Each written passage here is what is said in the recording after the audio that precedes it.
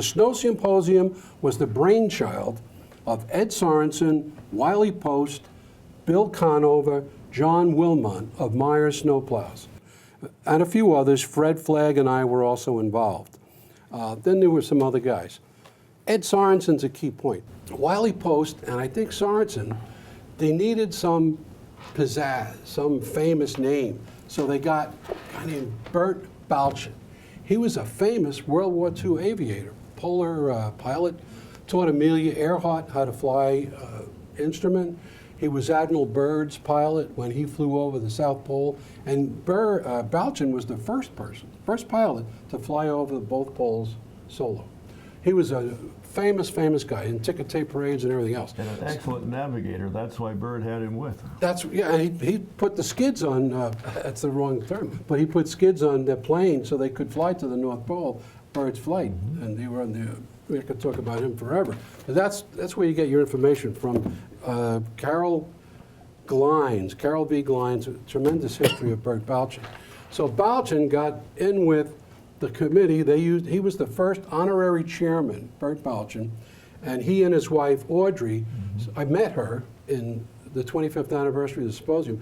She said they would socialize with a couple of the senior people from the Northeast chapter, ostensibly Ed Sorensen. Maybe Wiley came in for the weekend, and that's how it got the name. Obviously, with Wiley Post as the first chairman, manager Allentown Airport, why do you think they had it in Allentown? What do you think? It was in the George Washington Motor Inn, if I remember. It was the George Washington, and I think one of the reasons that was chosen over many other cities in the Northeast chapter is that it was affordable. And that was something that the committee has kind of held to over the years. You know, we could have it in New York, we could have it in Philly and Pitt and so forth, but the cost of the person attending, and most airports won't budget a guy with boots on to come to this kind of a program. Well, the other reason too is to keep the executives away, because if it was in New York or in Boston or something along those lines, they're afraid that the average mechanic, operator wouldn't have an opportunity to go. I was told that not to wear a suit. They don't want suits at this thing. And I think what's kind of interesting about the Snow Symposium Committee, here we have all of us who started out on the ground.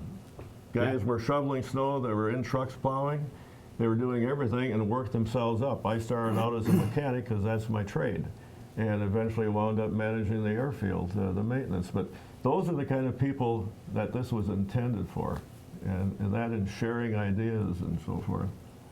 I started out in operations, and they gave me a $2,000 pay raise to be a truck driver. That was a no-brainer. And I went to field maintenance, and then eventually I got it. But you're right, though, Bob and Dick. This started out from the get-go being for the workers, the people who actually do the snow.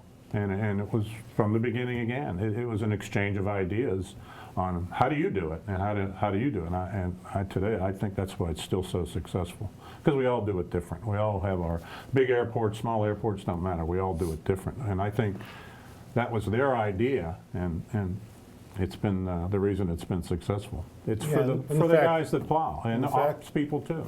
And the fact that it stayed a working conference. Right.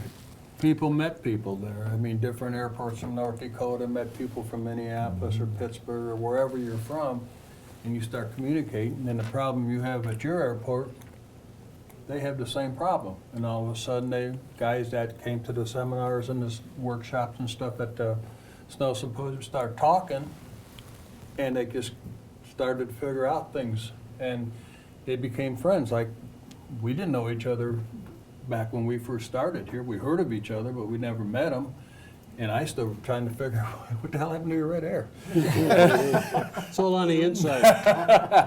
But it's a great seminar. It's a working man's, like we said, it's a working man's conference, and that's geared to be that.